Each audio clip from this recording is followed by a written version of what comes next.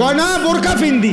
আমনে যেই বোরকা ফিনদেন বোরকার উপরেও 3টা ফাট্টা লাগাইছেন, বোরকার উপরেও 3-4 রকমের কালার লাগাইছেন, এটারে ডিজাইন করছেন এত রকমের, উদ্দেশ্য একটাই, যেমনে হোক বেড়ই তো আমার দিকে চাইতেই হইব। বেড়ই তুই যদি আন্দাজ তোরে ডাক্তার দিয়ে অপারেশন করে হলেও চাইবি বেড়া আমার, তাড়াতাড়ি চোখের চিকিৎসা করবে না।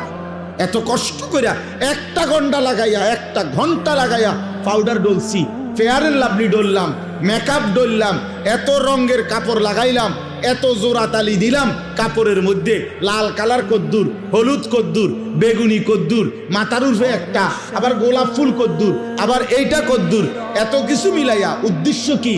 বখাটে রাস্তার দুশ্চরিত্র যারা প্রত্যেকটা পুরুষ আমাকে দেখতেই হবে।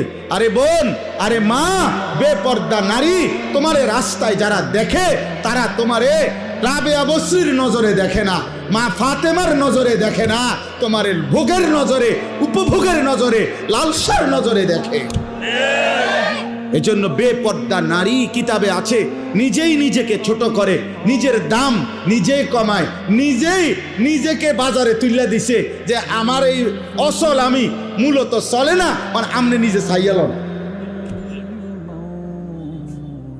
কথা তো ছিল নারীকে খুঁজে নিবে, কথা তো ছিল নারীকে তালাশ করে বের করবে, কথা তো ছিল 10 গ্রাম তালাশ কইরা 50 গ্রাম তালাশ কইরা চরিত্রবান নারী, ইমানদার নারী খুঁজে নিবে। পুরুষ তালাশ করবে, বাপ তালাশ করবে, দাদা তালাশ করবে, মা তালাশ করবে, শাশি তালাশ করবে, ফুফি তালাশ করবে যে একটা ভালো মেয়ে কোথায় পাওয়া যায়। নাকি কথা ছিল এই, কে তালাশ করবে? বেডি তো বাজারে কীর্তন খোঁজেন, আপনি ওই যে আপনি ডেলি গেলে তো পাইবেন, আপনি কীর্তন তো আন